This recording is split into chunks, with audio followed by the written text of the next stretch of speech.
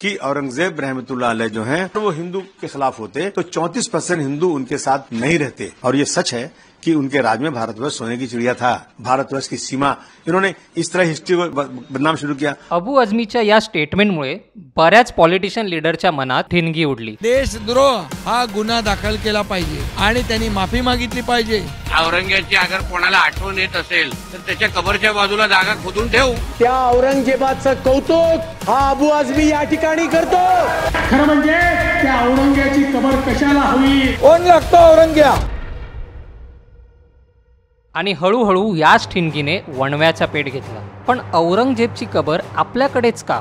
ज्या औरंगजेबनी काशी विश्वनाथ मंदिर पाडून ज्ञानवापी मस्जिद बांधली, मथुरेचे केशव मंदिर पाडून ईदगाह बांधली, गुजरातच्या सोमनाथ मंदिरवर कर लावण्याचा आदेश दिला, हिंदू आणि सिखांना इस्लाम स्वीकारण्यासाठी भाग पाडले आणि अखेर संभाजी महाराजांचे काय हाल केले हे जगजाहीर आहे। मग अशा औरंगजेबची कबर आपण का जतन करतोय?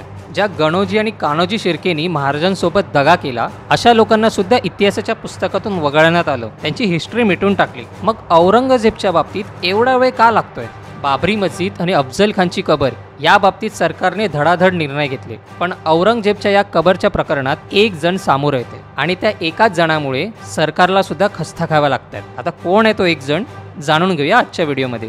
साल 1707 औरंगजेबने आपले प्राण सोडले। आता खरं तर ते प्राण सोडले की प्राण घेतले यावर आम्ही एक डिटेल व्हिडिओ बनवलाय, त्यात तुम्हाला कळेल की आपल्या छत्रपती संभाजी महाराजांचा बदला अखेर कोणी घेतला। सो औरंगजेबच्या मृत्यूनंतर त्याच्या विश्वासू सेवकांनी आणि काही धार्मिक व्यक्तींनी ही कबर तयार केली। मृत्यूनंतर औरंगजेबची कबरीबाबत 3 अटी होत्या। पहिली अट, कबर साधी असावी, ती ताजमहल किंवा इतर मुघल सम्राटांच्या भव्य थडग्याप्रमाणे नसावी। दुसरी अट, कबर फक्त मातीने झाकलेली असावी आणि शेवटची अट, कबरीचा खर्च हा फक्त औरंगजेबच्या कमाईतूनच घेतलेला असावा। याच 3 अटीनुसार औरंगजेबची कबर औरंगाबाद जवळील खुलताबाद इथे तयार करण्यात आली। त्यावेळी त्या कबरीची देखभाल स्थानिक सुफी संत आणि त्यांच्या अनुयायांनी केली। मग 19व्या शतकात ही कबर ब्रिटिशांच्या ताब्यात आली। ब्रिटिशांनी या कबरीच्या संरक्षणासाठी थोडेसे संगमरवरी दगड चढवले, पण तरीही या कबरीची देखभाल आसपासमधली मुस्लिम समुदाय आणि दर्ग्यातली लोक करायची। पण भारत स्वतंत्र झाल्यानंतर या कबरीची जबाबदारी ASI म्हणजे आर्किओलॉजिकल सर्वे ऑफ इंडिया, ज्याला आपण भारतीय पुरातत्व सर्वेक्षण विभाग म्हणतो, यांच्या जवळ आली आणि ह्याच पुरातत्व विभागामुळे आज ही कबर भारतात दडून बसली आहे। खरं ते ASI केंद्र शासनाच्या अधिरेखेखाली येतं, म्हणजेच सेंट्रल गव्हर्नमेंट। त्यामुळे राज्य सरकार म्हणजे स्टेट गव्हर्नमेंट या कबरीबाबत काही निर्णय घेऊ शकत नाही। ताजमहल, कुतुब मिनार, अजिंठा वेरूळ लेण्या, हम्पीचे अवशेष तसेच औरंगजेबची कबर ASIच्या अंडर येतात आणि 1958चा हा कायदा ही सगळी स्मारकं जतन करण्याचा आदेश देतो।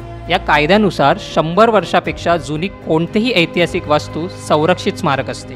ASIच्या अतिरिक्तेत असलेल्या स्मारकाला सरकार सुद्धा सहज तोडू शकत नाही। त्यासाठी केंद्र सरकारकडे विशेष परवानगी घ्यावी लागते, तसेच पर्यावरण, पर्यटन आणि सांस्कृतिक मंत्रालयांचा सुद्धा सल्ला घ्यावा लागतो। सरकारला संसदेत विधेयक मांडावे लागते, त्यामुळे ही केस सुप्रीम किंवा हायकोर्टमध्ये जाऊ शकते। मग अशा वेळी एक तर त्या कबरेचे पुनर्स्थापन होईल किंवा मग स्थलांतर, पण ती कबर तोडणं सहजासहजी शक्य नाही। आता बाबरी मस्जिदचं जतन करणं ASIच्या अंडर नव्हतं, त्यामुळे सरकारने त्याविरोधात पटापट निर्णय घेतले। इवन अफजल खानची कबर सुद्धा तोडली नव्हती, त्या कबरीभोवतीचा जेवढा पण भाग होता तो तोडण्यात आला होता। सो औरंगजेबच्या कबरीच्या प्रकरणात आता सरकार काय निर्णय घेतोय हे पाहणं गरजेचं आहे। तुम्हाला काय वाटतं, ही कबर तोडली पाहिजे का? आम्हाला कमेंट करून नक्की कळवा आणि अशाच विषयांबद्दल संपूर्ण माहितीसाठी चॅनलला आत्ताच सबस्क्राईब करा। आम्ही पुन्हा येऊ एक नवीन इंटरेस्टिंग टॉपिक घेऊन, तोपर्यंत मंडळ आभारी आहे।